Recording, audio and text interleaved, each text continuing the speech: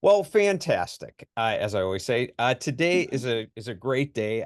Really fun one. I know I've said that before, but it really is. This is somebody that I'm really excited to talk to about because not only did she was she one of the stars of Scarecrow and Mrs. King, where she played Agent Francine Desmond, but she also played Babs Jansen in one of my very favorite movies of all time, National Oh, Lampoon. good.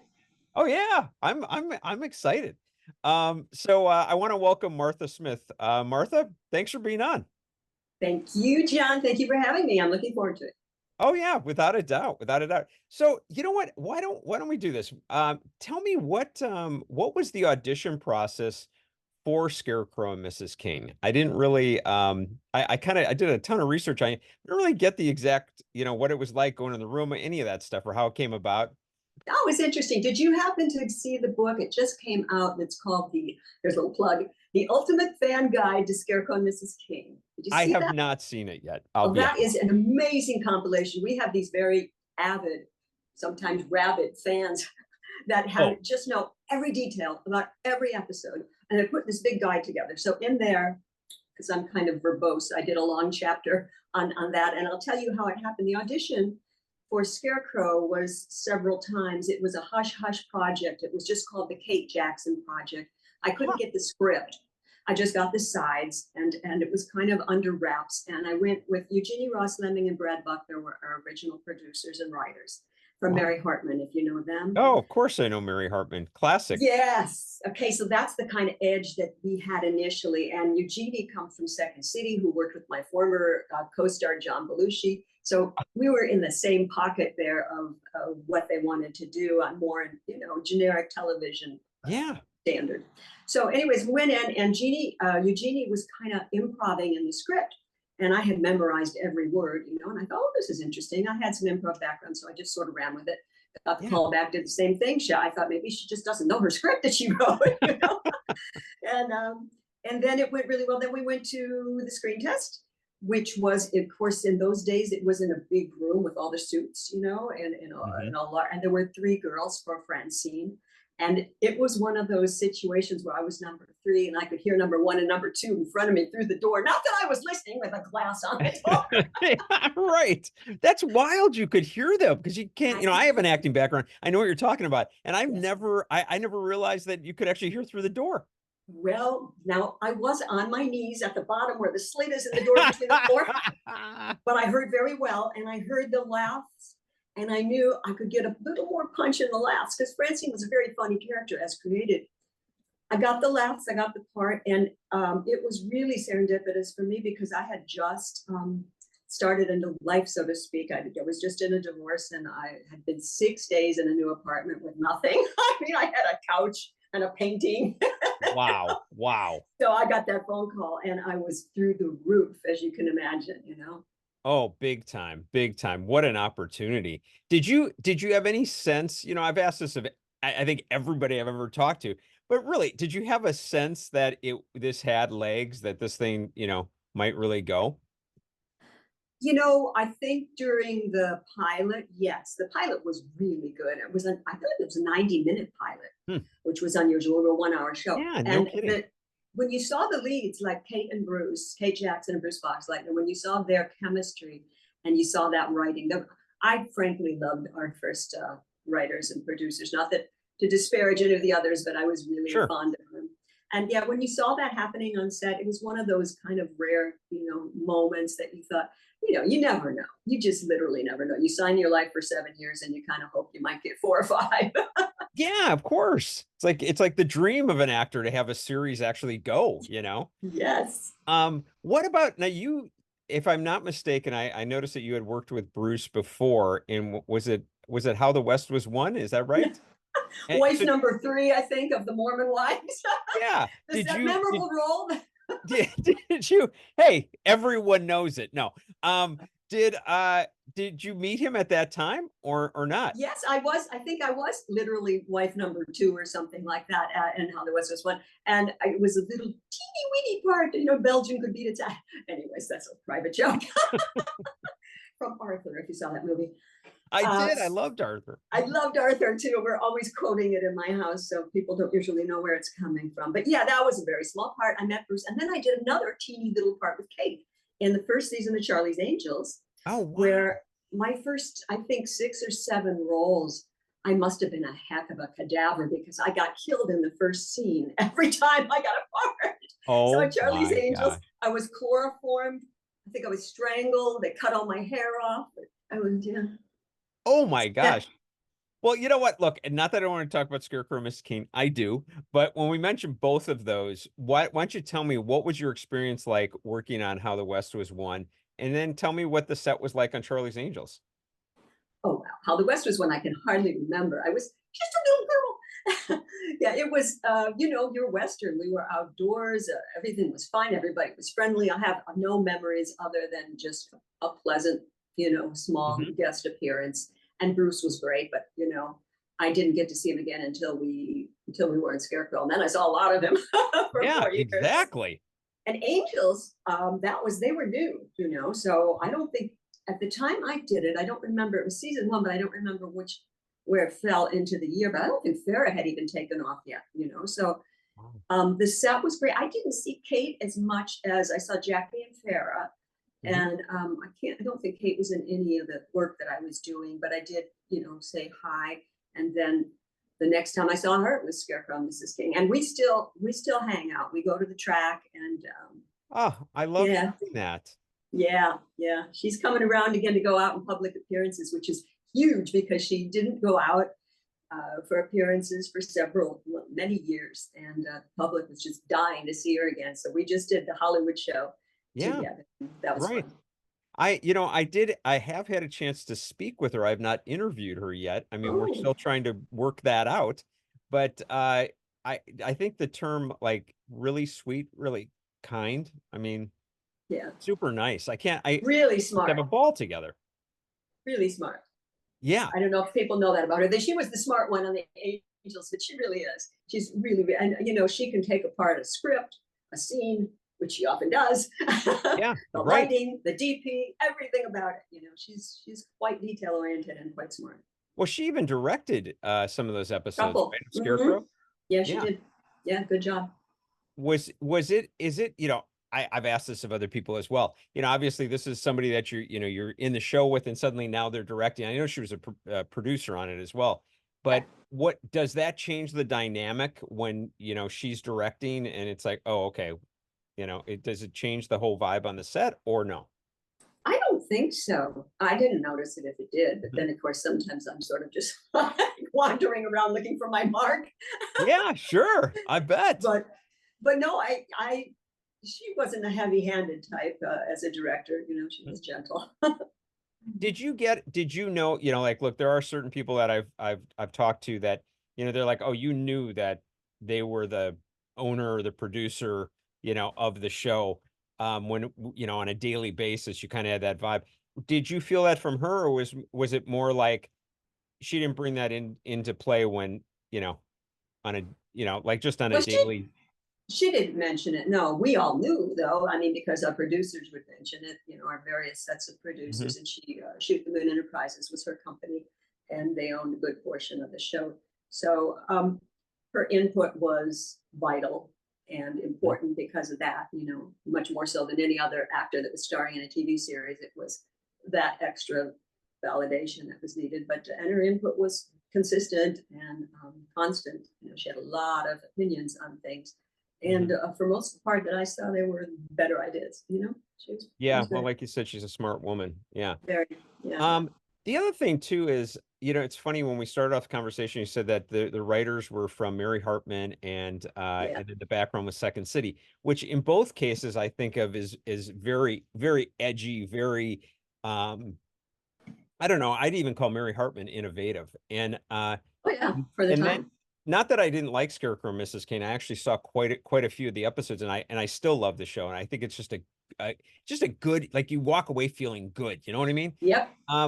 But it's funny. I don't know if somebody said to me Scarecrow and Mrs. King, I would use the term edgy, And so it's kind of funny because it sounds like maybe what they initially created to what the show became were kind of two different things. Is that true? Exactly, exactly. You hit it on the nose, and a lot of people notice that. Uh, I think in retrospect, it was a 4-year run, and when you're talking television, and in those days in the '80s, mainstream CBS, it was a family show, and it Sure. became more and more of a family show. It was, like you said, it was warm. It was a shot in the arm for a feel good and kind of a fun Mhm. adventure. You could romp around with this housewife being a spy. That was enjoyable, put a smile on your face. They had a little bit of romance, a little bit of intrigue and espionage and all of that. But the edge, I think I was the edge. My character, everybody loved to hate, and the fans just didn't like me for years. I was always bucking that. I always get these. I'm a very nice person, but I do get these roles that are somewhat, how shall we say, like a female dog. Yeah, you're so good at it though. I mean, seriously, you're so good at that character. It's like I buy it 100%, you know? So does It's my awesome. husband. Jeez. Oh, That's another story. you But you are interview a lot of funny. actors. You've probably noticed a lot of the baddies that play the dark hat, evil villain Mhm. antagonists.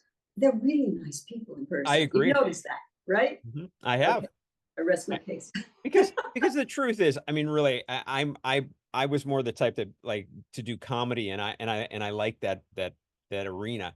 But um, I look at the villainous roles or whatever, and most actors will say to you, those are the most fun to play. So, Yes. I kind of get it. I Yeah, totally get it, you know. So delicious. that's a good thing, believe me, that you can do that. What was I going to say? Oh, so Kate, obviously during the shooting of it, and I think this is more something that people found out years later, but she had the lumpectomy. I think I pronounced that correctly. You had breast cancer, yeah. Yeah. And did you that happened during the show? I mean, towards I think it was season 4. Yeah, What did you know? Was it like everyone on the set knew or I what? think, no, not at all. It was so quiet. I mean, we knew she wasn't coming around, and episodes were kind of quickly changing and rewrites at the last minute. We knew she wasn't feeling well, sort of Hmm. generically, but it was quite a secret. And, medical things are private, so that's understandable. But I Sure. think I was the last one to know. I found out from Bruce, and it was quite, I think we were shooting one of the last episodes, there was one episode, I can't remember what it was called. I never remember the names of them, but it was Oh, where good went to this luck. tennis. We were all playing tennis, and they pretty much handed me the script, crossed out Amanda, and put in Francine. And I said to the producers, I said, these are really different characters. You can't just like change the name out and have Yeah, me go you out there can't and do do that. it. No. But they Yeah. wanted to do it. And they said, you got a problem with that? I said, yeah, I Oh, kind of geez. do. It was really tough. That those episodes maybe didn't come off so good. It wasn't my fault. I got the script at the last minute with Yep. these name changes, and it wasn't anybody's fault. It just is what happens if your lead character isn't available. And so she went through a lot. It was pretty harrowing for her, and yeah, that was the end of the show there. Yeah, I was But gonna say, she's well now. did that kind of, yo, she looks great. Did it lead to, I mean, is that kind of more or less why it came to an end? Because I thought it was a great show. I mean, I was like, I could have seen it going longer. Well, yeah, she was the star, and one of the two stars, and you just can't Mhm. go forward without her. Right. So, and she wasn't available. So yeah, we had to. Yeah, I mean, the network loved it, and from what I heard, there was a 5-year pickup, Hmm. but it just wasn't feasible to do. I get you. I get you. Did well, by the way, speaking of that, what was that like for you? It's another question I've asked many people, but what was it like for you that last show? I mean, was it this, I've had some people on where they were like, I didn't know it was the last show.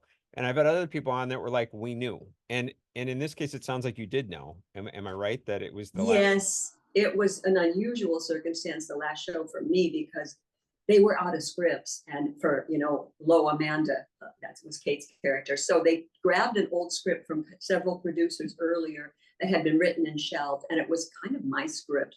And Wow. they gave my character Francine. It was Juanita Bartlett who had written it. They gave my character a home. I had an apartment. I had a boyfriend, like a life, You're and kidding. it came out of the dusted off, and just said, we're going to do this one. And I think that was the last episode we shot. which was really meaningful to me, you know, as an actor and part of the show. And honestly, I'm very emotional about things like that. I'm not good at raps, and so I did the work, and I had said my goodbyes early, and I just had to kind of leave the lot. I was really, Oh, wow. I was really sad because it was, you know, you spend those 13, 14, 15-hour days with these people for 4 years, day in, day out. That's a long time when you're shooting a 1 hour. You get very close to a lot of people. So it was just really hard. It's just hard to say, okay, bye. See you at an audition. Oh, that's so hard. Have you stayed? I know that you said you have stayed close with Kate and Bruce. Have you stayed close with like just, you know, the crew that's there and everyone? The crew, not so much, but thanks to these incredible fans, Scarecrow, you cannot believe we have these anniversaries every 5 years, and then we also do these autograph shows. And the fans fly in from this last one, Australia, Germany, Italy, Scotland, Wow. England. I mean, and they will buy a ticket. Like right now, they're buying tickets for, we're going to be at the Hollywood show. This is the way we're slated already for next June. And they're getting their hotels and their tickets ready. Yes, I know. Oh my gosh. So these fans, because of them, I think we, the cast, and even the guest stars are included in these, have managed to stay together and see each other, you know, on a regular basis somewhat. So I see Bruce every time we do one of these, and you know, Beverly's no longer with us. Mel is no longer with us. Beverly Garland, and the two boys, is the way Amanda always describes them, Jamie and Philip. We see them. They're now tall, grown up with beards. Wow, wow. Isn't that crazy? And you mentioned Beverly Garland, and in some of the research, there was a line or something where I don't know if you said this or somebody asked you that she was like a mentor to you. Is that true? Yeah, I saw that, and that is somewhat true. I don't know if I said that or not, but yeah, that is. We didn't work together that much on Scarecrow. We didn't have many scenes together. She was more with Amanda and Kate in the house there, and I was back at the office with everybody doing my spy work. But she was an amazing woman, just a wonderful, loved her so. Everybody loved her who knew her. And we would have lunch. And as a senior actress who'd been around the block a few times, she was telling me, she said, do everything. Don't be picky about what you're gonna do. Just work. Do everything. Do everything. That is awesome advice, though. Yeah. Yeah, she said, just keep your chops going. And she also was just such a wonderful person, you know, beyond being a great actress. She was a great mother, a wonderful hostess. She used to have these fabulous parties at her house, and loved her. Tina Cole's been on the show a couple of times from My Three Sons, and you know, ironically, what was it? I think it's Beverly Garland's stepson, it might be, or son, married Tina Cole, and so they were quite close. Probably. Yeah, they were close all those years. So she might have been at those parties. I don't know, but he was running her hotel there for a while. I don't know. Right. I think it's sold to somebody else now.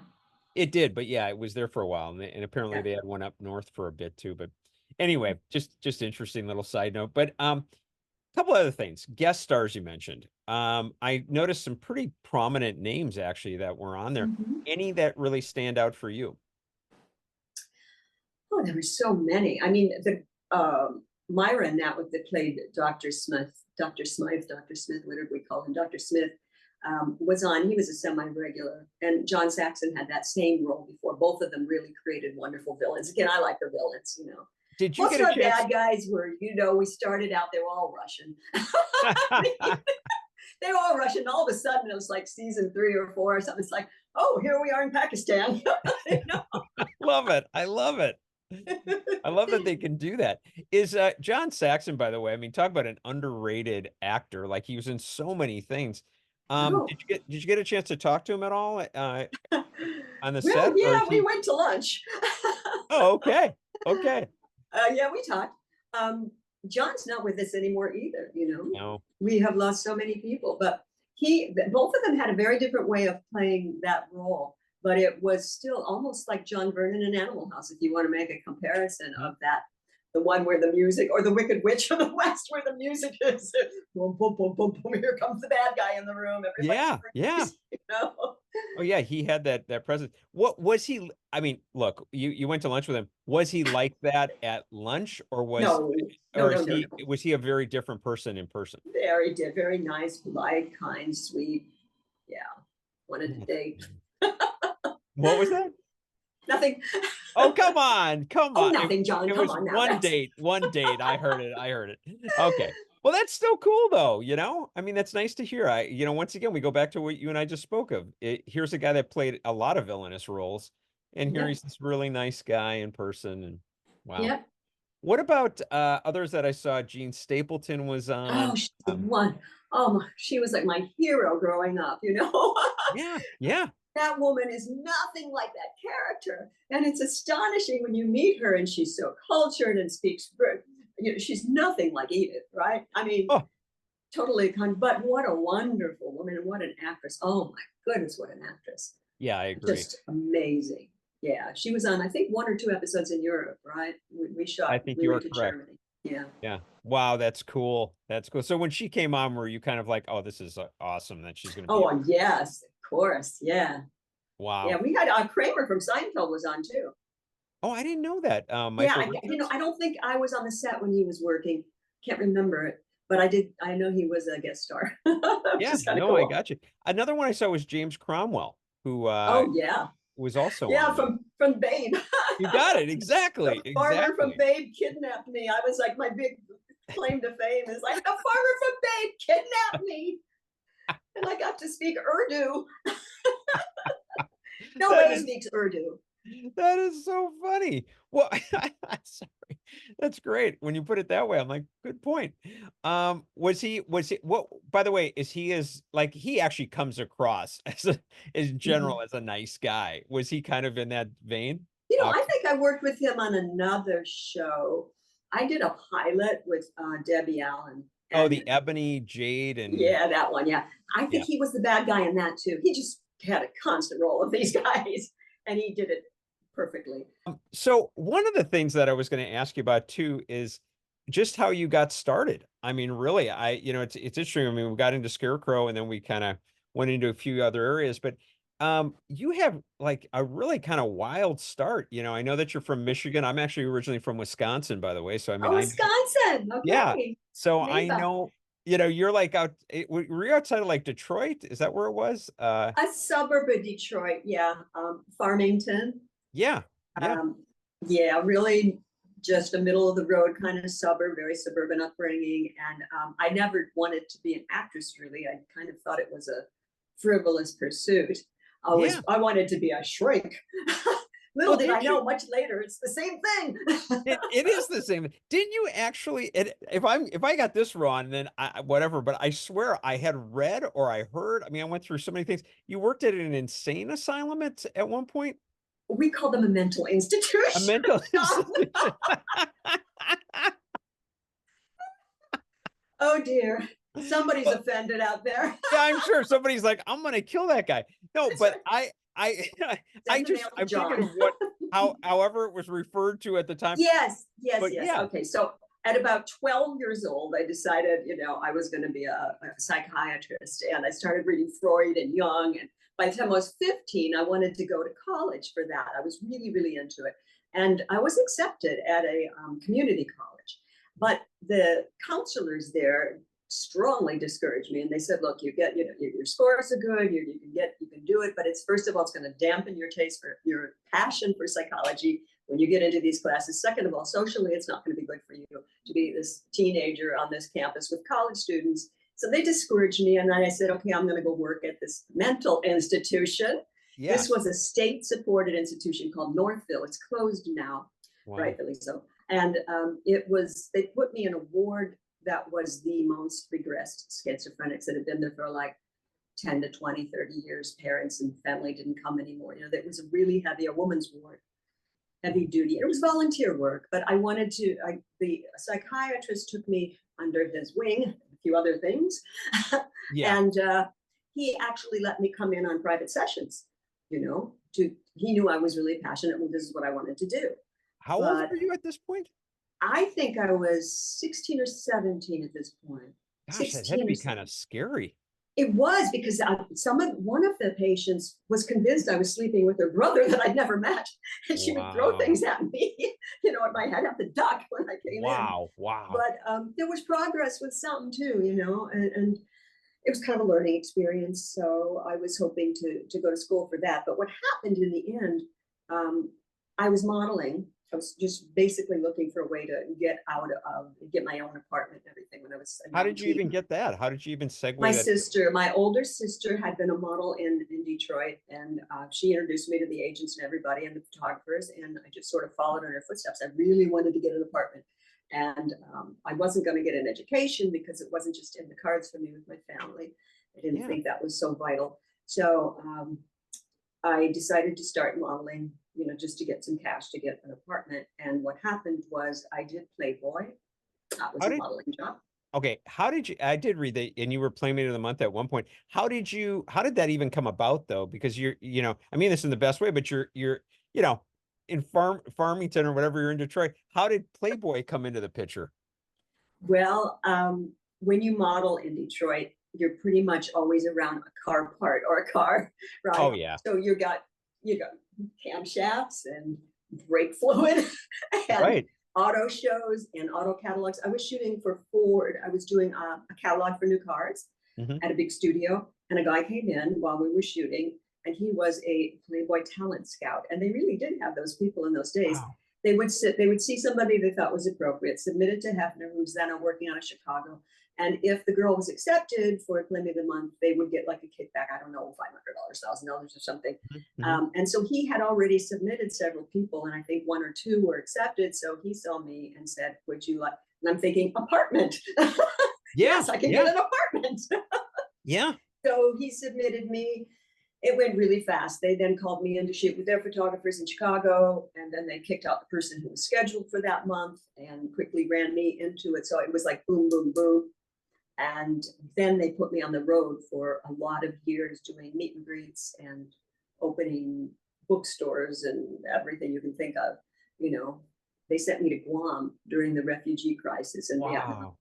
Yeah, and it was all tense. It was never go to Guam in June, by the way. Yeah, I can't Never. even Don't even think imagine. about it. Yeah, I cannot even imagine. Yeah. Wow. So, anyways, back to the question was, I feel like we're in the debates here. What was the question? Back to the question. The question was, how did you get into acting? So I was out here and I was modeling for an album cover at Universal. And a friend of mine said after the shoot, I think he was like a art director on the job or something, album cover. I was sitting in a wheelbarrow with a gag in my mouth, don't ask. And he said, I want to introduce you to a friend of mine that works up in the Black Tower at Universal. I said, okay, fine. So I'm in my little midriff top and whatnot. And he takes me up to Bob Lysenko's office, which was at the top of the tower in the corner of the big office. Bob Lysenko was head of all casting at the time Wow. and talent. And for some reason, I had no out why, we just chatted, and he decided I was going to be a big star. Bob Lysenko did. No He was kidding. not at all inappropriate. He wasn't Harvey Weinsteining me. He didn't do anything. Mhm. He was just, and he took me out of his office after we chatted, walked me down the hall into every single casting director's office, knocked on their door. They stopped what they were doing. Said, this is Martha Smith. She's new in town. She's going to be a big star. Hire her. This is Martha Smith. She's new in town. She's going to be. So I had all these roles from Universal in the first year, where I kept getting killed, by the way. Yeah, but wow. I mean, literally, you came out of Yeah, nowhere. I was in a wheelbarrow before that, doing a shot of Wow. an album cover. I don't even know what the album Talk was. about serendipity. That's Yeah, amazing. yeah. Wow. That's really something. Did you, and were you, I mean, I'm just trying to put this in perspective. Here you are, this Midwest woman. Yes, you've been traveling and whatever, but still, you haven't been in the Hollywood scene, so to speak. And now suddenly you're on these sets. Was it almost like, I mean, how was that like the first time that they put you in one of those shows? What was that like Well, for you you? know what he did? This was in the era when you might have heard there were they had contract players at the Yes. studios. This was when it was tapering off. I think it might have even been gone, but they still had the systems in place. So what he did, Bob Lysenko, was he set me up with the acting coach that they all got, with the Nice. publicist, the agent, the manager. So I had this little team going, and the contract Hmm. department, I can't remember her name. There was a woman running it. So there was sort of a support team. so I had some time to, get everything in order and be ready. And the first, I was fish out of water. I didn't know. Yeah. Matter of fact, I remember one of my first auditions was for another getting killed in the first scene, a girl that gets strangled on the beach. Oh, this was for Quincy, the opening show of Quincy, Jack Jack Klugman. Klugman. Yeah. So she gets strangled on the beach, and I don't know even about auditions very much. So I'm sitting there going, how am I going to play this? Because she's talking while she's being strangled. So I strangled myself on the audition. I'm like, oh, really? I got the job. I wouldn't have done that later on when I knew better. You know how that is? That's so awesome, though. But maybe that's why it worked. Oh, it was kind of funny. You But know? yeah, that's how I got started. And then of course Animal House was Universal. So that was, I had done maybe one other movie before that. So That's amazing. You know, it's wild too, by the way, because I know at the end of Animal House, because I think I've seen that probably a dozen times. And I think it actually says you became a tour guide at Universal Studios, Universal tour which is guide. kind of cool with, It the way that is. this all started. And I had a friend who was a tour guide at Universal at the time, and he said people would come. It says "Ask for Babs" at the end of Oh, the John Landis films of the era. People would come and ask for Babs. So by the time it got to be two, the Universal gave them a discount on their ticket if they'd ask for Babs. That didn't last long, but that was a thing for a while. oh my gosh, is that funny? That's I love that. awesome. Yeah. Did you have any say in that, by the way, when they put Me? that little blurb up at the end? No, no, no, Oh, no, no. I isn't didn't know that until I saw crazy? the screening. Wow, that's really wild. Okay, well, look, perfect segue into Animal House. What I'm sure you get this all the time, so I'm just gonna throw that one out right away. What was your John Belushi relationship like like. with Belushi? I mean, everybody wants to know it, so let's just get that off right away. Yeah, yeah. It's funny. I've actually had people come up to me and ask me, "Did you actually meet John Belushi?" We didn't have AI back in there. I was gonna say, yeah, I think you did. Yeah. So yeah, John Belushi was pretty much what you would expect him to be like, except if you read some bad books about him that weren't true. John Mhm. Belushi was a consummate professional, and he was a funny, funny man. And on screen, off screen, I think one of his driving goals was really just to keep people laughing and keep people around him entertained. So he was, not that he was always on because it was just natural. He was naturally funny. Right. And he, people have all this images of his drug use taking precedence to what a person and a talent he was. And I like to kind of dispel that because, yeah, he used drugs, but I wouldn't have known it on the set. I wouldn't, I didn't like, he stayed in a separate house. He was shooting Saturday Night Live at the time. So Wow. he had to fly back and forth to shoot this little low budget movie that costs about what a small house costs in Los Angeles to Yeah, yeah, produce. literally. You're right. Yeah. And so he really had quite a rigorous schedule. Saturday Night Live is no piece of cake either. And he'd No. come in, he had a little house separate from us. We were all in this little motel, this really funny motel. Yeah. And but he had parties at his house, and we'd come in at brunch, very friendly. And I just did not see this crazy out of control guy that was coked up, or I didn't see that. If that was there, I didn't see it. I Yeah. saw a gracious, fine actor who just really made a movie zing Mhm. off the screen. Were you, not, yeah, that's fine about the drug use, whatever. Somebody else can handle that one, but someday. But when you were on the set with him, yes, I know he's a consummate professional, but what, when the camera wasn't rolling, was he busting people up still? Yeah, Or, yeah, yeah, yeah. Oh yeah. I think pretty much all the time. Camera rolling, camera not rolling. yeah, It's just, it didn't yeah. matter with him because He I've was heard just he so funny. improv a Like lot of that. that cafeteria scene where he's stuffing everything in the Is it? cafeteria in his Yep. mouth. But before that, when he's going down the line, Yeah. I mean, he just like improv, and that's kind of like what he was like to, from my point of view. He was really, the rest of us were kind of like satellites around him. He was that central figure that really Mhm. made it funny. Yeah, yeah. I haven't released this interview yet that I do with Eric Roberts, but Eliza Roberts Yeah, is on it with him Brunel. actually, Yeah, yeah. and she's just a hoot. I loved it. But we talked a little bit about Animal House. She did say that the hotel that they certainly did, and like I'm not talking about like massive drug use, whatever, but I heard that it was a lot of fun. She said that the hotel was a lot of fun. Everybody was having a blast. Yeah, yeah. My room was, well, the party room was like there was my room, then the hallway, and then the party room. I'm trying to remember whose room the party room was, but we were all in there, and there was no reason to try to sleep because the party room was loud. So, and then Otis Day was across the hall, right? So, and Mark Metcalf, he decided he wanted to take a room above the party room so he could hear the noise and get really angry for his character. He would polish his boots and listen to us all playing music and screaming and hooting and hollering. Oh, how because I was in the party room. And Babs shouldn't have been, but you know, I'm just exploring a different character there. Oh, is that funny? And everybody liked music, so we had like guitars and people played and sang, and we, you know, yeah, that was fun. That we did have and yes, perhaps I feel like Tim Matheson in the scene. Maybe we didn't take advantage of our female companions. Yes. Yeah, some parties happened, you know, it was like being at college.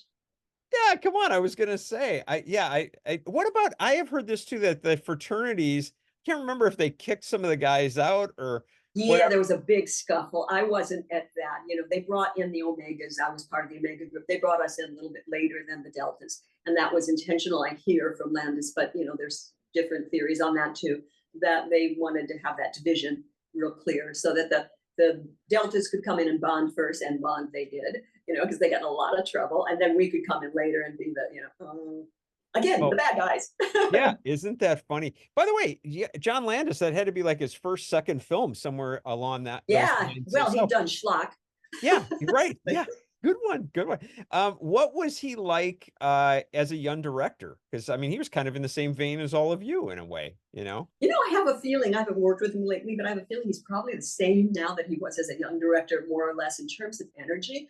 The man has copious amounts of energy, like reservoirs that just come out of the blue. You don't know where it's coming from, which is really good for a comedy director, you know? Oh, heck yeah. Yeah, and you know, he was real gentle on me, but I heard everybody also, I says that he would like hit them with the script and say, be funny. But for some reason, he left Babs pretty much alone. And I had a great time. I mean, he really was the one, I think, responsible for that frenetic pacing that you get, and the comedic timing and all of that, you know, between overseeing the editing and the shoot. You know, we didn't have any money, we didn't have any long shoots. You know, and it's like, okay, we're moving on to the next shot, moving on to the next. It was like one take, wow. 2 takes, boom. You know. Would he give that that freedom to the actor, you know, to kind of do your thing, so to speak? Yeah, but the script was so good. It was one of those cases where you don't want to, there were very few improvs. A lot of people think that we were just all there having fun, making things up. No, you got to give the writers, I mean, they came from Harvard and Dartmouth, and these are the original Harvard Lampoon. Doug Kenny was brilliant, genius. Oh, yes. And, you know, Harold and Chris, and their input, their script was so good. I had 2 improvs, brief little improvs. That was, the script said that boy is a pig, and I spelled it P-I-G, pig. I remember that. Yeah, and then the one we're on the, I just couldn't help it. Greggy was talking on the phone, setting up Tim Matheson's character for the big beating. Yeah. And after he hung up, he punched my teddy bear, and I was like, Teddy, you know, that wasn't a problem. That's it. Everything else was scripted. Those are great moments. Yeah. When he punched my bear, though, you know, you know how it is. That was fantastic. Nobody punches your bear. Nobody hits your bear. No, that was awesome. By the way, another thing, your accent. I'm curious. Did you, in the initial audition, did you do it? Because I thought that was a major part of that character. That was written in the initial audition. I actually read for Mandy. I was called in for Mandy's character, the other blonde. And is that the one where is that the woman that Belushi's staring at when he's up on the ladder? Yes. Yeah. Yeah. This is now like the symbol of that scene, right? Yeah, that's the one. I read for that, and I thought Babs looked funnier, and I liked that she was Southern. I mean, even though I'm from Detroit, I play a lot of Southerners for some reason. I don't know why, but I just like that Southern accent. So I bought it 100%. Oh, thank you. It was fun, and she seemed like she should be Southern, but that's the way she was written too. So yeah. So you like that Babs just felt like well, to be honest with you, kind of more memorable of the two. I mean, not that the other one is funnier, you know, and I love comedy. Yeah. And when it comes to people like, you know, Doug Kenny's writing, I grew up reading Harvard Lampoon and reading the yearbook, the classic that they put out, and then the daily newspaper from, was it Akron? The Akron, Journal, whatever it was. Yeah. Right. That kind of comedy. That satire is so hard to do. Again, why I like Mary Hartman producers. Anybody that can really achieve satire it's got to be right on the edge, it's got to be You so got it. close to reality Like to be right on the funny. edge. Yeah. And it's the funniest. Mhm. It's the highest of the comedy art forms, I think, But I mean, sorry, I've watched Animal House, whatever, a dozen times. I still bust a gut. I mean, it's really that funny. And that's when you've got something golden. By the way, how does it make you feel as an actress that Animal House is in the AFI top 100 of all time? It's the Library of Congress. Congress. Oh, that's a great story. I mean, do you know what yeah. that is? The Library of Congress? No, Do you know me. where that is? No, It's tell me. so interesting. I never knew. I always pictured there was some big building like a library. Yeah. It's a bunker. It's a bunker that was built in Virginia in the Nixon era. And they built it for nuclear war for the Soviets, right? And it had at the time in like 68, I think it was built. It had 200 beds. It had cold storage for if any zombies got radioactive and they had to put the bodies in. Oh it my had a gosh, I shooting didn't range, know it. a heliopad. It had $4 billion that was going to be used to keep the Fed in business if there was a nuclear disaster. Oh my It's a gosh. bunker. And then some guy from Hewlett Packard bought it, a philanthropist, and retrofitted it, but it's kind of hush hush. And the bunker is still there. It's got like 600 films, I think. I don't know how many now. And there we are. My PIG is sitting in this bunker. Yeah, and if we do go into World War III next, we got a few minutes. Right. PIG will be there. I mean, that's pretty incredible. I mean, when you were making that, from everything I've read, you had no sense like, hey, this is going to be a huge film. And to go to that point where we're really talking about like one of the classics of all time, that's gotta feel pretty good. I got so lucky. I was there at the right time, at the right place. And I said, Babs, I'll take Babs. They gave me Babs. And there it went. Everybody else just made it fly. How long did you shoot for? No, got a minute. We were there. I remember it was like really cold because that parade scene, it started snowing in the middle of it. So I lost a whole scene in the movie because they were doing the close-ups for my scene with Mary Louise Mandy and the snow was melting on my face. So we didn't have time for that and to reshoot it. But yeah, it was like, I think it was Thanksgiving and October, November-ish. I think we were there just a couple months. Oh my gosh, I didn't know that about the snow. That's the snow scene. We couldn't reshoot, and there wasn't time. They had to decide where to edit. So that scene, where I fall off and I'm in my bra and girdle. I do. Which hat tip to Deborah Nadolman, our costumer, who would not even let us wear underwear that wasn't from the period. Everything we wore had to be from 1960s. Wow. She was amazing. So yeah, she's pulling my dress up. Right before that, there was a scene where Mandy and I get in a fight about Greggy. That's the boyfriend we were kind of sharing. Yeah. And I think it was something about his ring and we were fighting. And then the dress comes off when there's the big collision. And so you don't see that in the final cut.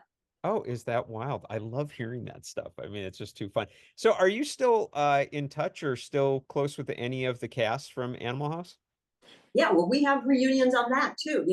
These things never die. Who knew? No, they don't. It's like the Rolling Stones. They're still going out on the road. Exactly. It's going to be a short gig or something. And all of a sudden here you are, 7 years later and 20 years and 40 years. It's insane. I keep joking with John Landis. Our next one's going to be called Animal Home. We'll be out there in our walkers. Hey. F-I-S a P-I. Oh my God. So you still see like Tim Matheson and Peter Riegert and all of them, huh? I love Peter. Yeah. I've seen Eliza too, but it's sporadic. Let's see. I can't remember when the last one was. It's been a few years now. Mm-hmm. But we were doing them back east for a while there. We were doing them a little more regularly. But it's hard to get rid of. The people that always came were Stephen First, Otis Day. Otis. That's his real name now. Wow. And one time we got Judy Belushi out, which was really fun because Otis was performing. And I said to Judy, let's do backup for Otis. We'll do. No. Throw your hands up. Woo! So we did backup. And then Judy, who I didn't know had helped with choreography on Blues Brothers and all, she starts giving some dance moves in there. So we were It's so much fun. Wow. Yeah, Wow. That's it's cool. a fun group of people. They're all great. Oh, that's pretty neat. By the way, I saw, and once again, in your credits, it showed The Defenders, which John's brother Jim Jim, was in. yeah. Did you, at the time when you went on that show, did you get a chance to meet him or even talk to him about John or anything? Yes. In the first, when I first saw him, we were in the little bus going out to the location and the van, and he didn't know, that I was in Animal House. And so I said, I worked with your brother. And he said, really? He was totally, and he got just really verklempt about it. Wow. He was hugging me and so happy to hear, he loved him very much. It was clear. And then I remember during that shoot, he was on the phone incessantly with somebody. And I heard him saying, listen, gosh, it's going to break. He said, listen, that's how my brother died. You've got to stop. He was coaching somebody out into sobriety or trying to on the phone in between shots on the set, which Oh, says a lot about, how that impacted him. And that really touched me. And he was great. I love hearing that. I just love hearing something like that. You Yeah. don't always, you know, I think that's why I always ask, like, what were people like offset? But especially in his case, how cool to try to make something positive come out of this total Oh, he tragedy. was adamant. He was literally, I mean, right up to shooting, just on that phone and then back on it again, Oh, trying to get somebody to be straight. oh, I think that's just fantastic. That's cool. Hey, another note, I see that I saw you in another interview. I was so intrigued because you made a comment that, look, I have a photographic memory like that about, like, when you look at something. Ironically, you were in Taxi, which Mary Lou Henner, she does have that photographic memory. Like she can like literally like a Rolodex in her head go back to the same day. Um, Uh-huh. it's weird because didn't you play like her sister or something in No, I played her rival. Another Arrival? one of these. That's what it was. Yes. Yeah. I played a girl that she went to school with in the past that she hadn't seen in years and years. And here she was driving a cab, and I come back and I was the super successful, allegedly, with the fur coat and the whole thing. And it was another one of those same kind of characters. But yeah, she was great. And I did not know that about her. Now, that memory I had, that's past tense, had. Yeah, yeah, It yeah, yeah. really was. It's how I got through school. I mean, I was a straight A student. And all I had to do was the night before the test, I just say, okay, I'll do these 30 pages. I got it. Wow. History Wow. done, you know. And it would And just sit up there. scripts, Yeah. scripts was the same thing. So I knew it's a visual thing. And my nephew kind of has this too. I knew where everybody's lines were on the page, what color that page was, and I knew everybody's lines. Didn't Wow. want to, and it just like stayed in there. And so when people would go up and forget their lines, I was always there to say, hand it to them before the script girl could get to it. But that was then. It's not long. I don't have that anymore. But what a gift it was. I mean, as an It was actor, great for an actor. oh, it's like the dream to know that you did that. That's pretty wild.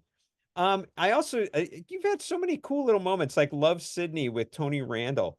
He's somebody that, Um, yeah, what was he like offset? He's somebody that I haven't really had anyone on that.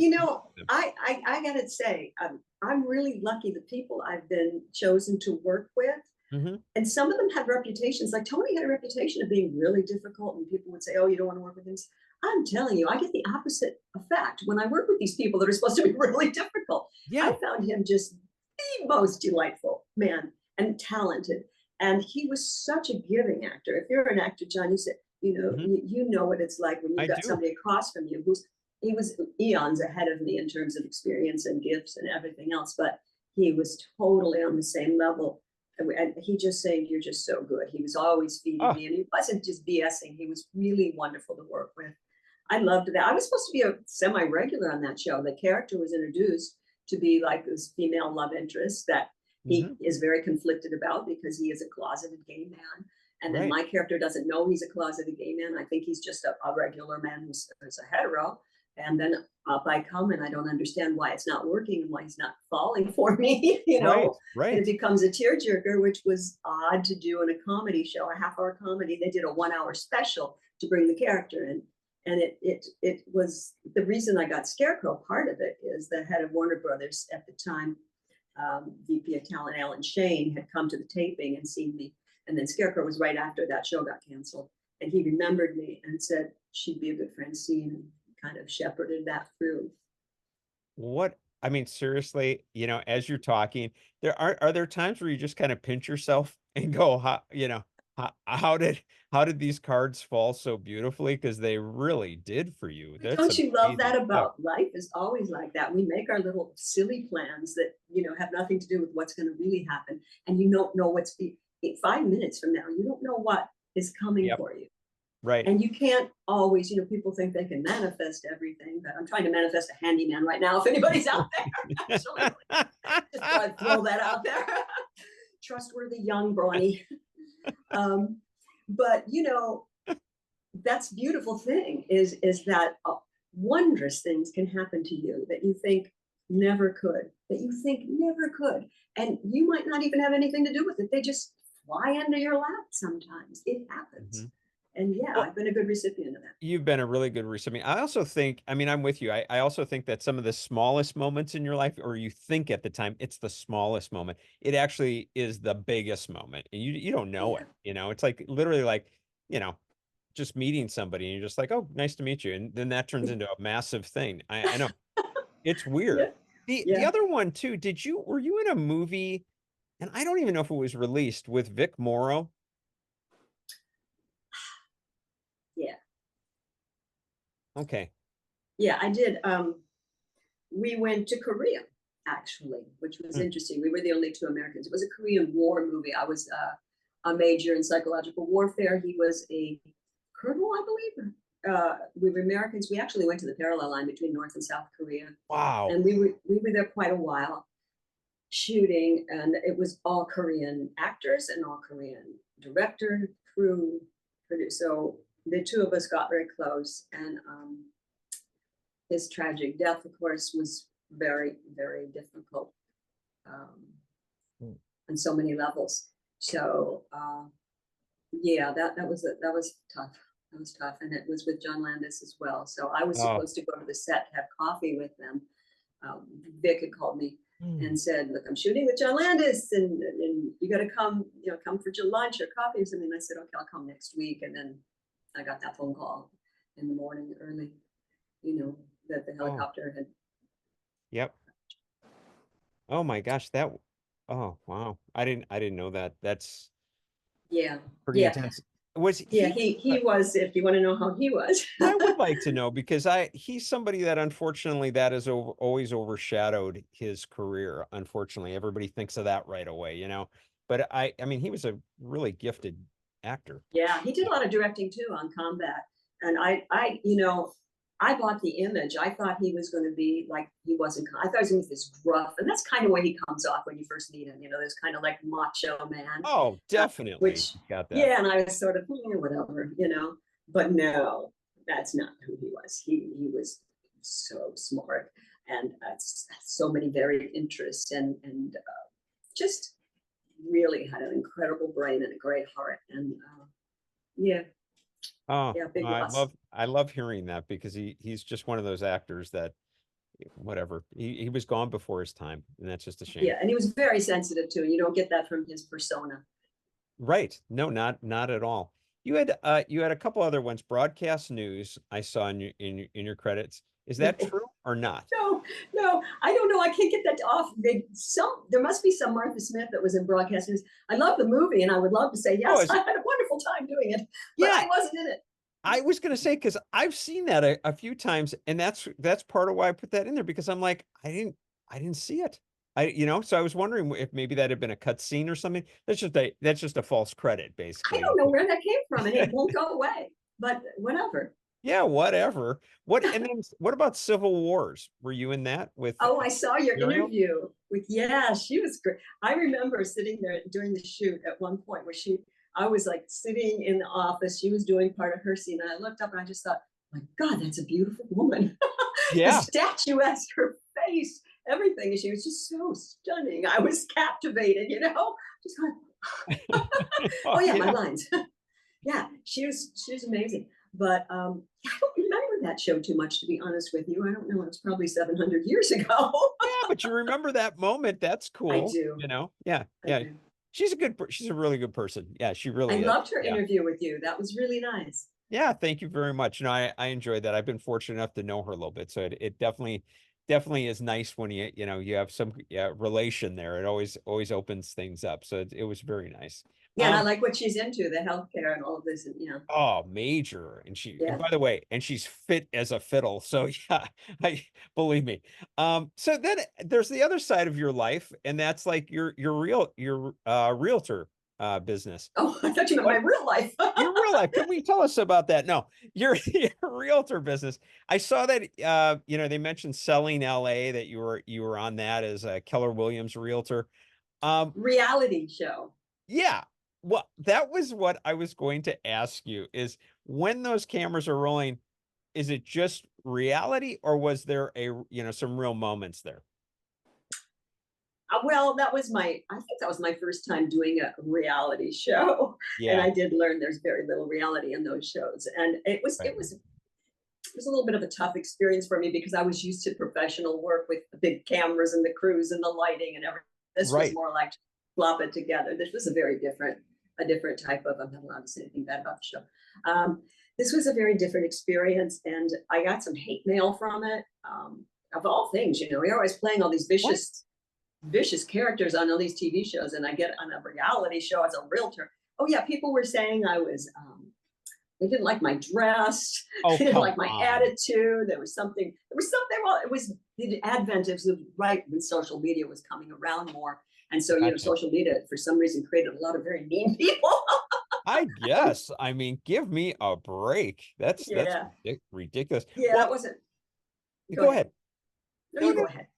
no, you, no, you. Okay. Well, tell me this. So even though that mail came in, did you enjoy your time on it, or was it just kind of like, oh, was it uncomfortable? Because it The is, show. Oh, yeah. it was okay. It was okay. I just was so different from what I'd been accustomed to that, and I guess I did a lot of game shows and that was playing yourself, as opposed to playing a character. Yeah, yeah, I saw that with Dick Clark. It wasn't I like love Dick Clark. $25,000 pyramid and 100. Yeah. Love him. Yeah, love doing that. That was so much fun. But this was different. It just wasn't my um, media, let's say. Hmm. I didn't feel at home in doing that. I gotcha.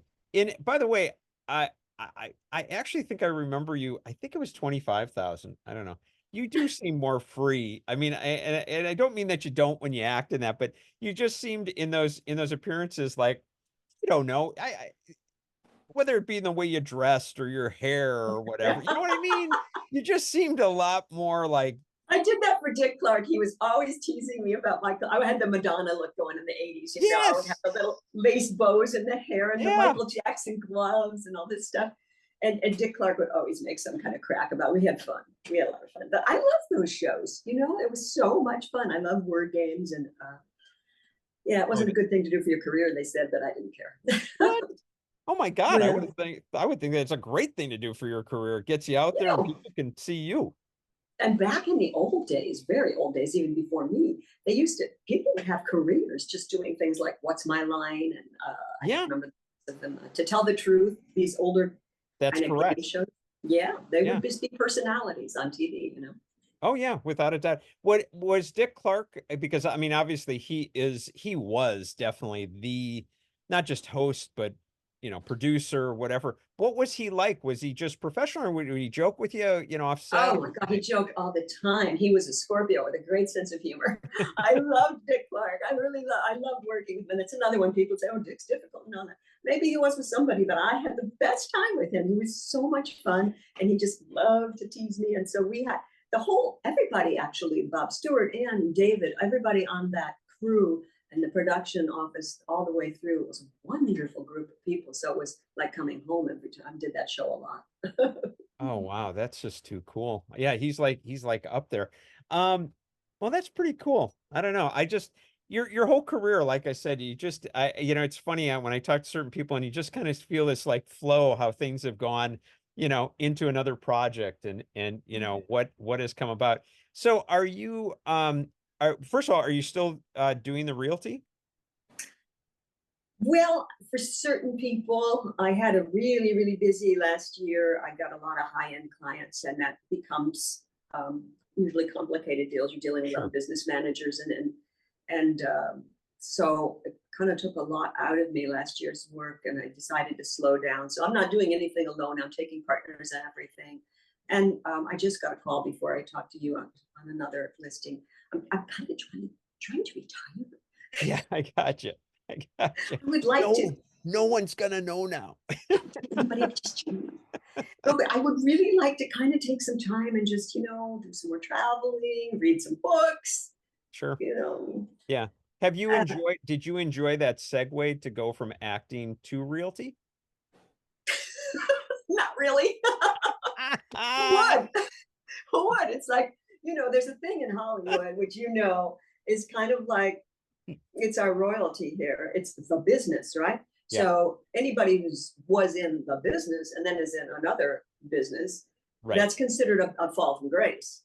Right, which is ridiculous, by the way. It almost doesn't matter what you could be going into nuclear physics, and it's sort of like, oh, you're not acting anymore. I see. Right. It's a shame, Right. just Yeah, you fell I out agree. of grace. So there was that to deal with, but I coped. I kind of went into the actress protection program after Scarecrow finished, which is like the witness protection program where Yes. nobody knows your name. Yes.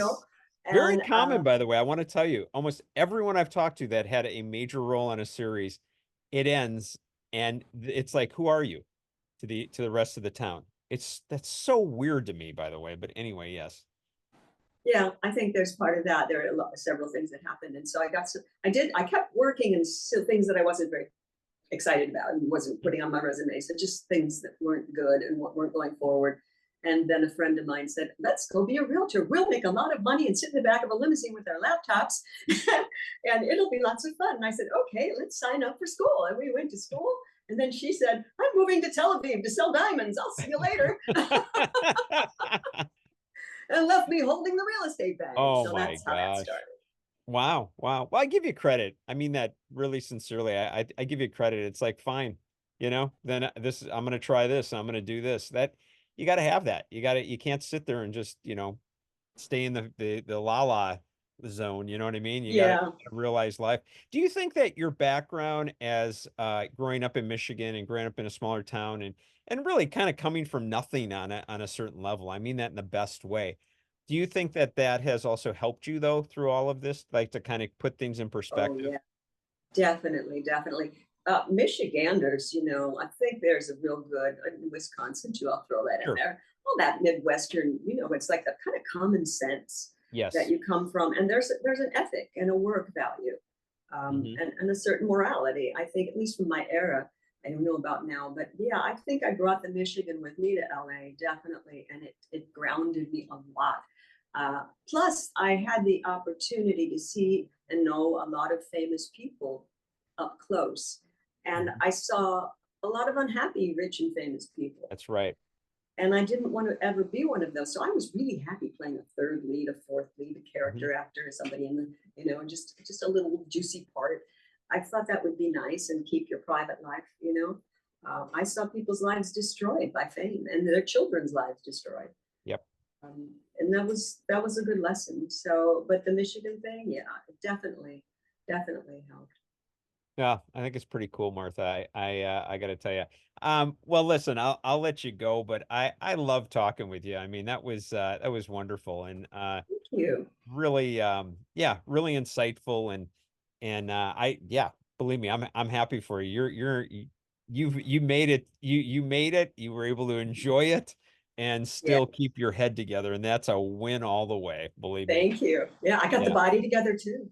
Yeah. There's a body down there. I am healthy is what I'm trying to say. I know. I got it. My husband and I are both really, really healthy, and we're in our later years. It's a big deal. I mean, I agree with you. What else we got? I mean, truthfully, what else you got? You got to keep your health.